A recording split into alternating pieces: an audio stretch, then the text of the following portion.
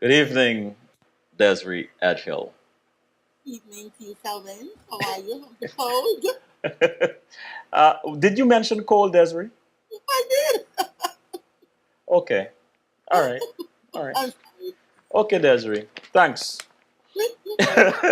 How are you? I am good, blessed, highly favored, and filled with the glory of God. I'm not hearing you too clearly this afternoon. I am good, I am blessed, I am highly favored, and I'm filled with the glory Oh, of God. wow. Thank you. I could see Yes, somebody went to church this morning. so did. Desiree, um, first, let me thank you for agreeing to lend your voice to this topic, the suicide epidemic in Guyana. I think we Oh, can't speak enough oh, of it. We can't address it enough. So thank you for that. you're welcome. It's always a pleasure. I can only imagine the internal turbulence that one, as yourself, who is a counselor, would feel having lost someone, lost one of your, I don't know what you call it in that particular space, but say I, patient right. to suicide. Tell us about that, Desiree. Well, my first experience, I started doing HIV work years ago. And so a friend of mine from overseas called me and said, Desiree, I need you to check out my sister, to give her a call because she's been tested HIV positive. Hmm. And so I did. I'm always ready to help, especially because I was a good neighbor and a good friend. She still is. And I called her sister at the time. She was in a terrible place. She just kept saying that why did he do it? He knew that he was HIV positive. Why did he do it? I had to first take her to a place where she should own up some responsibility Hmm. because it was rape or, it was a consensual sexual relationship between two people. And therefore, two people have to take responsibility for that, whatever is the outcome, the consequences. And so I tried to move her to that place, but she wasn't listening because she was saying that they had children together. And if he knew that he had gone out, then he should have told her. Um, oh, and then she started to talk about not wanting to live anymore. Um, First to punish him, to let him take care of the children by himself, and not to be able to live with it, to face her family, to those who said that, hey, that man was not good for you and you should not have gone with him. How does she then face her family with this situation? And so I tried my best. Um, the So, thing is, sorry. so no, I was going to ask. I'm getting the sense that there was a lot of anger there. Is that usually the case? Oh, Along with the pain, anger. yes, when something happens, you always try to lay blame, to not take the responsibility, put the blame at somebody else's door. Hmm. And I think the anger does that. And the pain as well. It's not only anger, it's also pain. And it's also a feeling of helplessness that I can't do anything. And no, this is the end. Where do I go from here? There's nowhere to go. And so that feeling of helplessness, coupled with the pain, is what like kind of takes you to a place where you don't want to be anymore. You don't want to exist. There's nothing here for me anymore. On my waist, kind of belittle yourself. I'm trying to move her. We talked like for a week or two. I got her into a program to ensure that she had some kind of psychosocial support and other support. But I kept talking with her because what happens when you counsel with someone, you create a bond with that person. And so the person is no longer a stranger because what you have done is you have delved into their inner being. People tell you stuff that they might not tell anyone else, that they might not even tell their own family. And Hmm. so you get a bond with that person and you become close. You cry with them.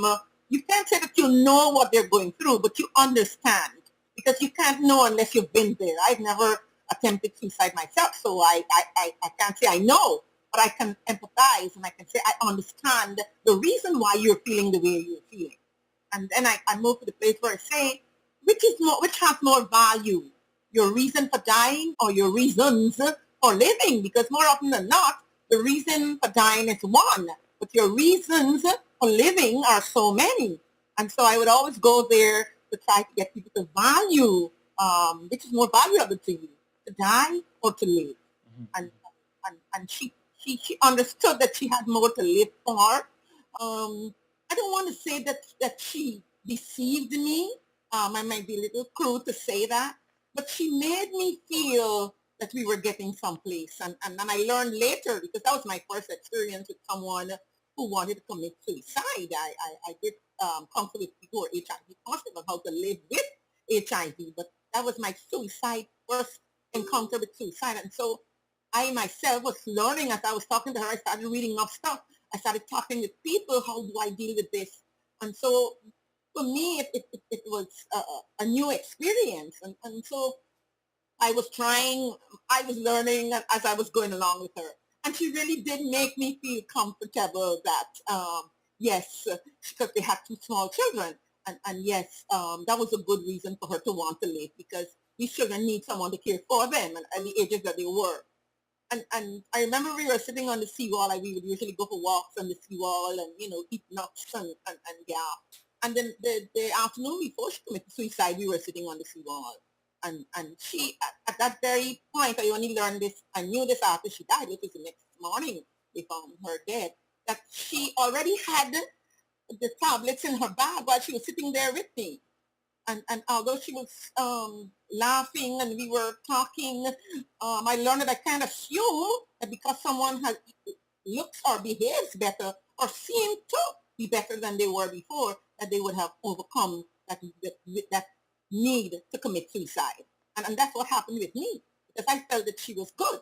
And we yapped, and then she went home, and she said everything's going to be all right. And when she got home, she called me, told me that she had gotten home. And so I felt good about it. I felt good about myself. And then she just took care of the children, and then she drank the tablets and went to sleep. She went to bed. And even when the children's father came home and saw her, this is what I learned after from him, and saw her there sleeping, he felt that she was so exerting herself that she needed to rest. He didn't trouble her, and he lied down next to her and hugged her up. It was not until the next morning, and when he tried to wake her and she wasn't getting up, that he realized that she had died. And so it was crazy to me, because I started to feel like I was not successful, that I failed her. It took a little while for me to move from that place where I didn't feel anymore that I failed her, because I knew I did my best. Right. But I was saying, I wonder if I didn't do enough, because to lose someone, it's a hard thing. My work that I do is to help people to live with HIV. And for someone to commit suicide after we had such a beautiful relationship, it was really, really rough for me. And it took me months to really overcome that death. I felt that it was my death. Um, How did you cope, Desiree? I I did a lot of time alone, because I didn't want to share, because every time I would share, I would get emotional, and so I didn't want to share what we shared with each other, Mm-hmm. the relationship that we had. And I had a lot of alone time. When I was talking with people about HIV and stuff, from then on, I started to get strength from people who wanted to live with HIV. And I continued doing counseling. And then I would go back and say, what did I do different with these people who wanted to live as compared to what I did with her who didn't have the will to live? And it took me a while to come to grips and realize that she had made that decision, and there was nothing that was going to stop it. She had already decided that she didn't want to live with this HIV. She didn't want it. And she was upset that he gave it to her, and she felt that he didn't love her if he had given it to her. And that was something that maybe I couldn't do. I still feel today that I hope that I can do something in the future if I'm to come to that situation. I'm dealing with it right now as we speak. I'm counseling with someone who attempted suicide, who not attempted, but said, I am going to, I have had enough, and I can't do this anymore. How do you react as a counselor, someone who is experienced in talking people out of these dark spaces into a more brighter space? How do you react to someone who's telling you some or has told you something like that? What goes Well, through your mind? the first thing I did was to say, look, the person that I'm dealing with now, I know him. It's harder for me when they're males because we always look at our men as the strong ones. Mm-hmm. And so when a man comes for counseling, I kind of like give a little more of myself. Mm-hmm. So that's something. I didn't think of it before. Now I'm thinking about it because we always feel that they're the ones there to brace us as women. But emotionally, men are not as strong as we are. And so I always go a little extra mile because I understand that they can't deal with emotions the way that we can. Mm-hmm. And like I said, I always say, what value the reason of me? Like I said, because for him, it's a reason. It's domestic violence. Mm-hmm. It's emotional and psychological abuse. And I said, that is one thing. And you couldn't be doing that for you. You got to be doing that for her. Because if you're going to die because of her, not because of you. And so I said, what are the things that would make you want to live? And that was the first conversation we had. And the things to make him want to live are so many, including children who were young. And then I started to ask, what about the people who love you? When you commit suicide, it's not only about you. What about those people who love you, those people who depend on you, those people who are looking up to you for support? Nothing? What are they going to think? You're not leaving anything. You just up and commit suicide, and then that's it, and we have to accept it. No, we don't. And I said, I can't accept it from you. And I said, I won't. I know that you're stronger than that, and I won't. And then he broke down and cried, and I cried too because he's my friend, and I felt for him. I really did. I held his hand almost as if I was holding on for dear life. Mm-hmm. I didn't realize I was holding him so tight, but I was like holding him, like pulling him to say, stay with me, because it's hard to lose someone who's your friend, and he is my friend. He didn't come to me. Um, the first thing he said to me, I didn't want to burden you. So he was already feeling that he was a burden even before he reached out. And he didn't reach out to anyone, mind you. A friend of his, who's also a friend of mine, went to visit him, and they started to talk, and that's how the stuff came up. He didn't reach out for help. So maybe if that person didn't go that day, we don't know what would be happening today. Wow. And Desiree, being a counselor, your experience in counseling HIV cases, how do you compare? Um, how do you compare the two? How challenging is it to counsel someone who is contemplating suicide? It's more challenging because when we started doing HIV work in Guyana, we heard the talk was that it was a death sentence. Mm-hmm. So we have to overcome that. So how do you help someone who wants to commit suicide to overcome a death sentence? You understand what I'm saying? Yes, So yes, I understand. it's not just suicide. I'm already dead. Why Mm-hmm. not commit suicide? Mm-hmm.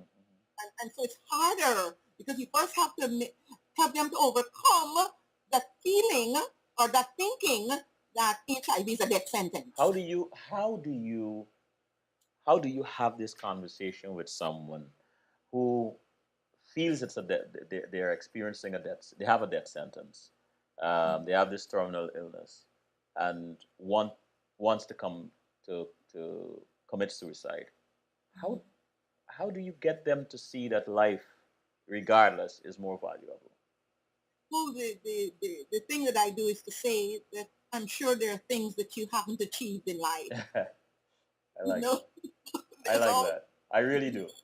yeah, because I'm sure that you didn't think in your lifetime, the times you have lived, and planning for your future, that you wanted to die now. You didn't think that you were going to get a disease that you could possibly die of if you don't care for yourself. So your plan was not to die now.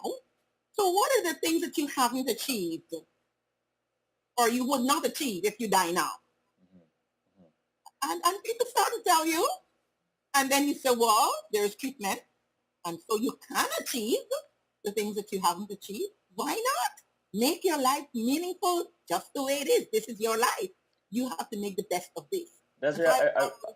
I, I want to uh, ask you something about, I mean, you personally, you are a woman of the people. You're among people both in cyberspace and on the ground. Tell us what you are hearing and reading about people's main concerns about this epidemic. I think people are concerned that it's happening more now than before. Of course, you know the WHO and the PAHO, American Health Organization, and World Health Organization ranks Guyana as the highest per capita in the world. We have the highest suicide rate in the world per capita. So that in itself would scare anyone. How did that? I mean, how how do you reconcile these numbers? Do you you're born Guyanese, you've been there from young, and suicide is not something new to Guyanese. But hearing in the past decade or so, and you're hearing an increase in these numbers, what, how do you reconcile that? What do you attribute that to? I could be wrong in doing this, but I say to myself that there are more reported cases now than there were before. More Uh, reported cases. yes, because Mhm. there more suicides are being reported. More suicides are happening in the open, like the Kite Falls, Hmm. that kind of thing. It's like a public thing. People are saying it's a public spectacle, and people could find cheaper ways of committing suicide and all that nonsense. Um, but when you're ready to commit suicide, it doesn't matter whether it's expensive or cheap. It doesn't matter. The fact is that there's a life. But I think that because we have so many more media houses, including radio stations, that people are out there looking for stories. And so I think there are more reported cases of suicide. There's still a lot more that are not reported because suicide was a thing that people drink it on the bottom house and, you know, in the village, and you have the wake and people cry and you bury them and that's it. But now more of it is being reported. More reporters are going to the hospital to look for cases. And so we're getting more reported cases. And so I'm still, there's still to prove me wrong where that is concerned. But that's my feeling Hmm. about, and like I said, I could be wrong. That puts me at a better place than to thinking that suddenly we're getting all these suicides. Um, there's a curious thing that happened recently. A colleague of mine working with in-school youth, and he, after his sessions, he passes around a slip of paper, and he has some questions on there. You don't have to put your name to pull it up. It's like for him to get an idea of what the children are going through. So one is an abuse question: if you were forced to have sex, and if it's by someone who was older than you, and someone who is not your boyfriend or, or, or have you ever contemplated suicide? And more than 90% of the students, all the times that he has done this, have contemplated committing suicide. And so that was scary to me. Like all these school children thinking about committing suicide, thinking now, not saying they're tempted it or, but they have thoughts. That's the question. Hmm. And I think why he was doing it is because we thought that we should start having conversations about suicide in our in-school youth program. There is an in-school youth HFLE, Health and Family Life Education program, that deals with self-esteem and a lot of other issues that young people face. And I think that suicide could be put in there quite easily. And so now you know that that is something that has to be done. And UNICEF has already started talking about it. Hmm. I think last Monday, and we have already started talking about how we're going to incorporate suicide into the work, not only in school youth, but out of school youth. So like I said, what makes me feel a little not as bad as people are saying, Hmm. I don't think that we have. There are people who say silly things and irresponsibly, but most times when someone commits suicide, their response is, "Oh my God, but why? What is happening?" You know, Hmm. I don't see the stigma. I don't see the labeling people, putting them in categories because it's everyone. It's not, you know, poor people or people in depressed areas or people in the country. It's not that anymore. Hmm. And so I think people more empathize now, but everyone asks why. And especially if the person's a strong person, why?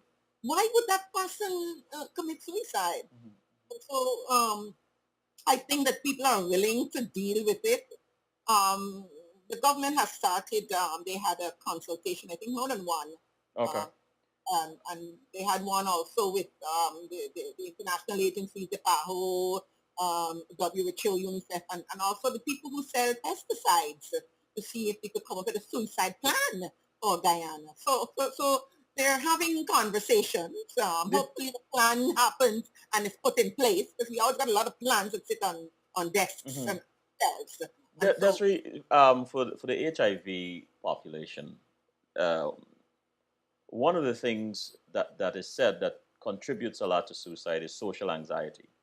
mhm, And here's a population, as you mentioned at one time, considered being having this particular illness is terminal mhm, or a death sentence. mhm. But did you find a lot of social anxiety within that population, and in your experience, did any of them, a lot of them, um, considered suicide? I think not really. I think a lot of people who contemplated and actually committed suicide as a result of HIV and AIDS were people who younger people, people who some of them were arranged marriages, people who didn't want their families to know that they were sexually active, and that kind of thing. So, but there were there were quite a few HIV-related suicides, but it was really not because of death sentence, so to speak. People with the death sentence kind of started isolating themselves. Their families threw them out of their homes. And that kind of, but there wasn't a lot. There were some, but there were not a lot of people who committed suicide as a result of saying, this is a death sentence, so let me kill myself anyway. Uh, In the chat room, Iloni asked, "Did you feel like quitting after the incident?" Quitting HIV work. Yes. No. I guess when you were talking about the person that you lost to Oh suicide. no. My after I lost her, my plan was never to lose someone else. I Hmm. never said, "Oh my God, this is the end. Someone died and I can't do this anymore." Never. Now I have lost my bestest friend to HIV. It wasn't as a result of suicide. It was a result of at that time we didn't have treatment, and so he eventually died because after a while your body shuts down and it can't fight anymore. Hmm. And I've lost a couple of friends before we started getting treatment free of charge in Guyana. And so my thing was always to help people to live with HIV. Losing her made me a stronger fighter. Losing her made me say, I never ever want to lose anyone to suicide as a result of HIV. And I never did. She, to date, is my only client that I lost to suicide as a result of HIV. Iloni asks again, "How long have you been doing this work?" I started in 1992. Wow. Like 23, 24 years ago, I started doing this work. When we used to do it without funding at the time, we used to do it from we were a group of artists Hmm. doing it from the money we made at the shows that we performed. So Desiree, talking about that, what 1992 to now? It's a long time. What keeps you going? Why do you continue to do this? I have children. I have 6 children. Hmm. I have 12 grandchildren, and I have 2 great grands. I have a lot of reason to keep doing this. Them alone. Um, I've always worked with youth. That was my stronghold. I love to work with youth because I feel that I know that the youth is our future, and we have to mold them.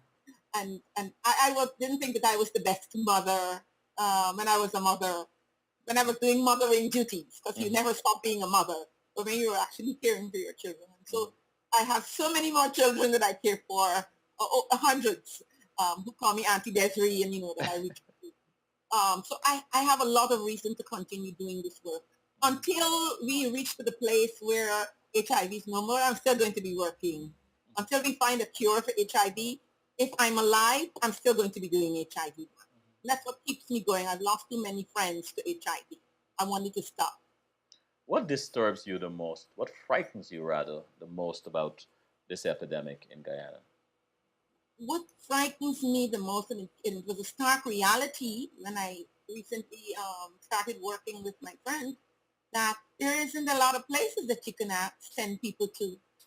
So if someone comes and says, who do I talk with? I'm sitting there boxing my brain. Who my friend passed on this young man who is my friend also to me. said, talk to Desiree. Desiree talked with a lot of people. She does relationship counseling, and because it was a domestic violence situation as well, he said, I know she does relationship counseling. Talk with her. And so he came and talked with me. But me too, I'm sitting and I'm saying, if I need help in this counseling, this suicide counseling I'm doing right now, where do I turn to? Mm. I started feeling out. And it's not public knowledge, but I know at least two people that I can go. I've already spoken to one and say, I might need a little brace from you. So I'm putting you on the alert. So if I come to you, please, I need you to help me. But I first have to, if I can't, like if it's too heavy for me and my emotions come into play and I need to engage someone else, I have to get permission from the person that I'm counseling with to share, to bring in someone else. Because there has to be a certain amount of comfort for someone to really dig in their insights and give everything to you.